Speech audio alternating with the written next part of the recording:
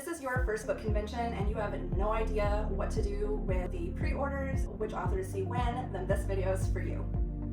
This part of my program is called Pre-order and Author Management, which just basically means spreadsheets, which bring me immense joy. I find that being organized with a plan A, B, and C is super important, and also knowing that all of those will go out the window. Having a game plan helps you pivot really easy. The first thing is to make sure that you are tracking your pre-orders. That means having a list somewhere of the pre-order. I like to have the date, the way I paid, and the order number all together, along with the item that I'm actually pre-ordering, because you think that you'll remember, but then your brain just gets bogged down with so much information and so much stimulation that sometimes your brain just stops working.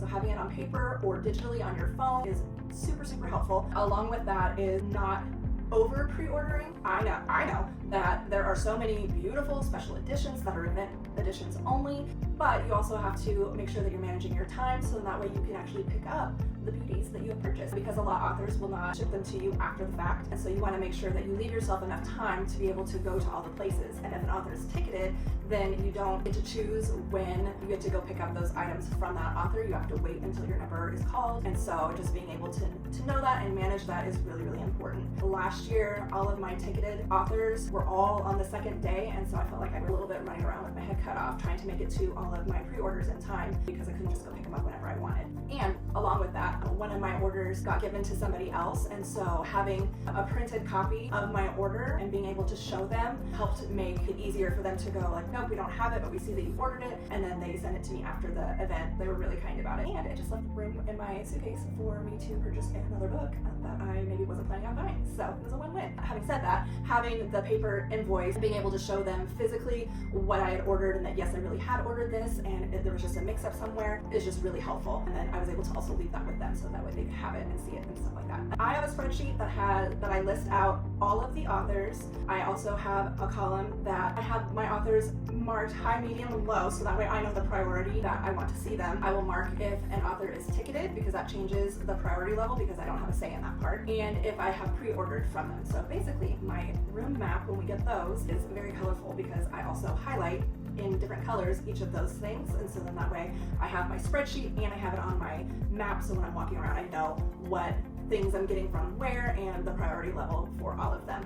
I will say I also did the same thing for last year at Villains and Vixens. They did a charm bracelet scavenger hunt kind of a thing where you go to different authors' tables and you were able to pick up a different charm for this charm bracelet, and so then I had a different color for that as well and was able to mark off which tables had the charm, so that way I made sure that I stopped at them. So some of my like little table squares on the map might have 3 or 4 different colors on them, but that way I know what that means. It helps keep it more organized for me. But having a spreadsheet that has the names of the authors, the high, medium, low. I also have a column for whether or not there's a special edition for that event, column for whether or not I am planning on pre-ordering, or if I have already completed a pre-order, I have that on there as well. And then in a note next to it, I'll have the same as before, the name of the item that I'm purchasing, the date that I purchased, how I paid, and the order number, so that way I have it just in multiple places. For me is super helpful and a good way to help keep things organized, especially when you're trying to plan which authors you're wanting to visit and when, and make sure that you are managing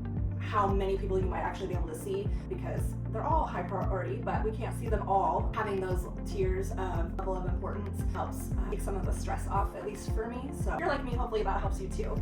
A lot of times the event will also have a spreadsheet that you're able to just make a copy of, so if spreadsheets aren't your thing, you don't have to worry. I'll have one that's similar to like the one that I was describing, and that makes it easy too. And so just utilize that and the map for the rooms with the list of authors and vendors and their tables. So then that way you're not walking in and just randomly roaming around, but have a game plan of where you want to go first. There are some authors that will be ticketed, and the way that events do it and handle their ticketing is different. For Polycon, it was wristbands. For Villains and Vixens last year, it was supposed to be a virtual queue, and then that did not pan out. It wasn't working, and so they like flawlessly pivoted and went with the wristband idea as well, and they did a really great job with it. But just make sure that you look up what way the event you're going to does their ticketed authors, so then that way you can figure out how to address that. I like having a list on my phone. I found this very helpful. The first year I got really overwhelmed and had all of the wristbands on my wrist, but then I couldn't find them when I was looking for them. And then last year I had them on my lanyard and found that I just felt really claustrophobic, and I'm not claustrophobic. I started making a list on my phone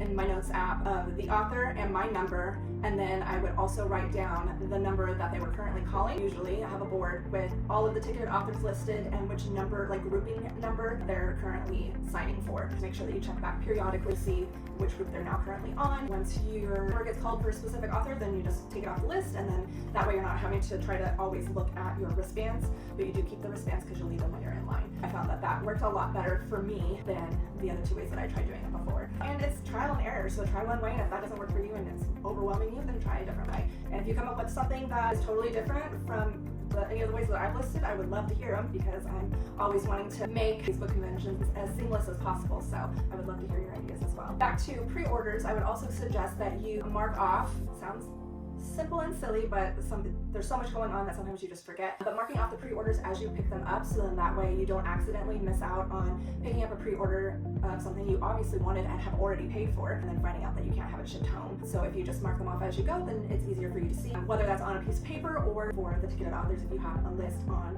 your phone or something like that, that makes it really easy to mark off. So I hope that these were helpful, and if you have any ideas of things that have worked out well for you, I would love to hear them, so that way we can just make conventions for books just that much easier. Thanks.